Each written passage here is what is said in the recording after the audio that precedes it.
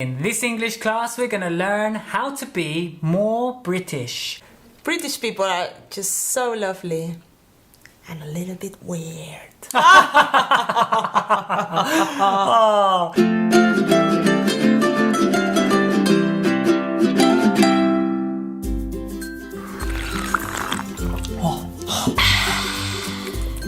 So, I lived in England for 4 years and I noticed a few things about British people. For example, you talk a lot about the weather. You can talk about it for a long time. Unfortunately, you don't have very good weather. Good way to start a conversation. So what kind of expressions can you use to talk about the weather? Well, one really useful phrase is, it's bitterly cold out there today. Oh, it's bitterly cold out there today.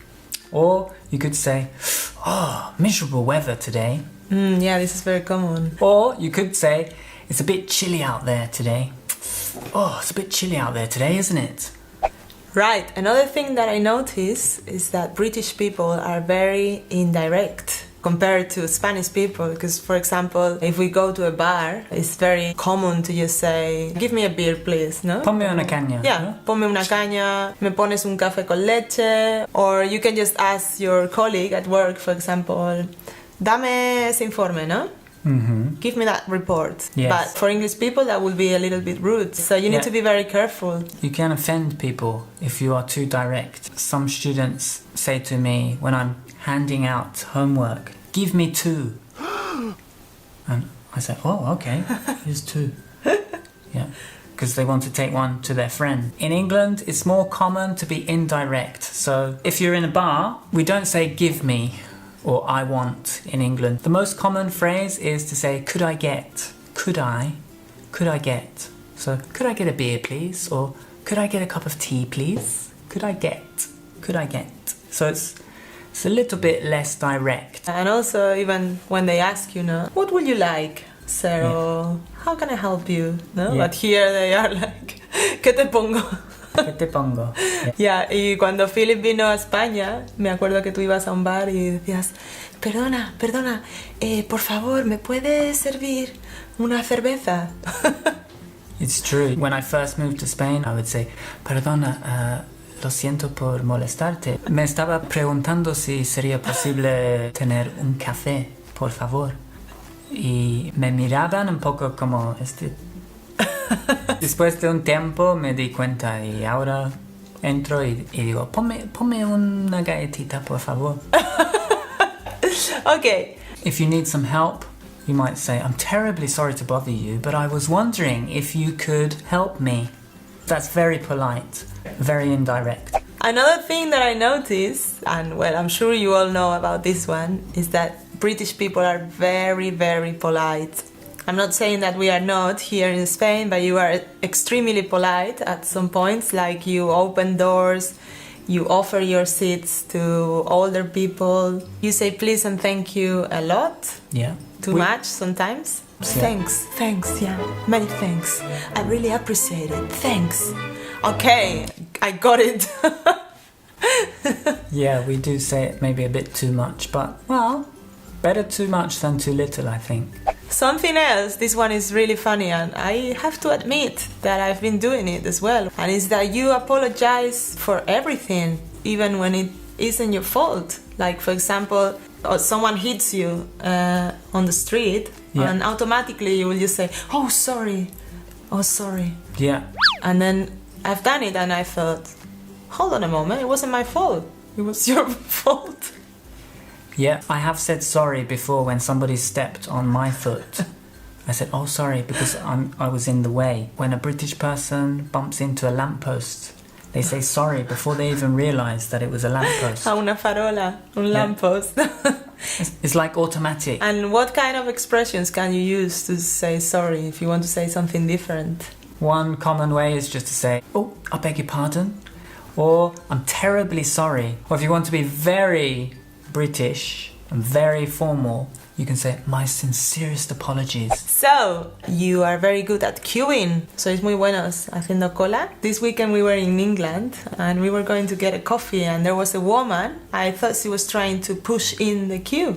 But I think she didn't see me, and then I gave her a look, and then she just looked at me, she realized, and she was like, oh, I'm really sorry, were you in the queue? Yeah, it wouldn't happen in Spain. When I went to the post office in Spain, I went there to pick up a package. They have a ticket system, so you press the button, you take your ticket.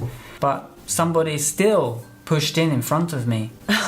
They still pushed in the queue. When you're in a queue and somebody pushes in, what can you say? You can say, excuse me, I'm next. Excuse me, there's a queue. English people never refuse a cup of tea. They always say yes. And I remember your dad came over to visit us recently. So I asked him during the day, would you like a cup of tea? And he said, yes, please, that'll be lovely. And then I asked him again half an hour later, 1 hour later. And he always said, yes, yeah. I was trying to test him. When is he going to say, no, I don't want any more? And did he say no?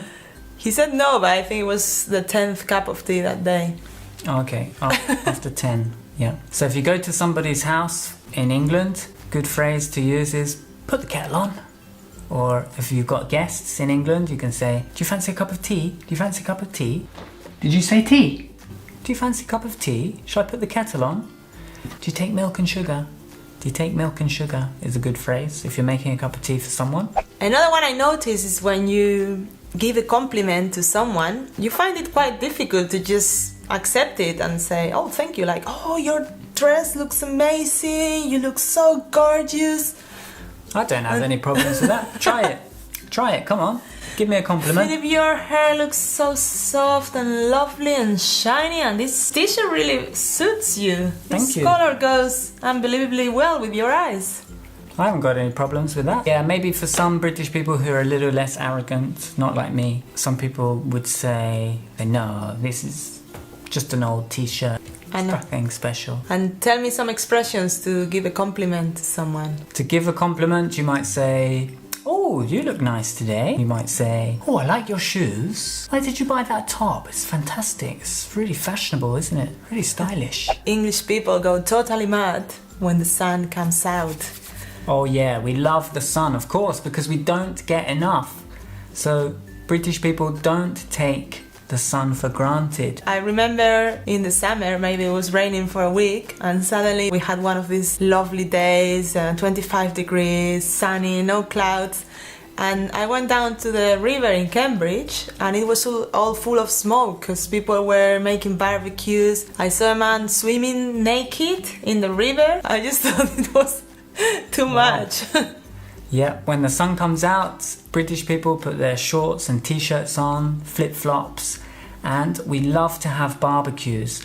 Unfortunately, the British weather's very changeable, so quite often we'll have a barbecue and the weather will be very nice, but the weather soon changes and you end up having a barbecue in the rain, which is very annoying. Is that everything, Isabel? Anything else? Well, yeah, I could write a book about English people, how special you are.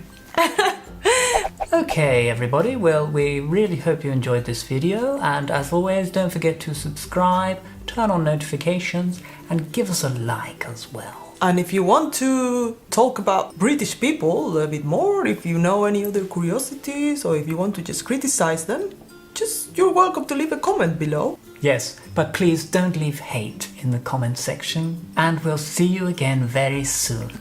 Thank you for watching. Cheers. Absolutely. Thank you. Thank you very much. Bye for now. I think in the next video we're going to talk about Spanish culture, because there's quite a few things I could say about Spanish people. Don't point at me.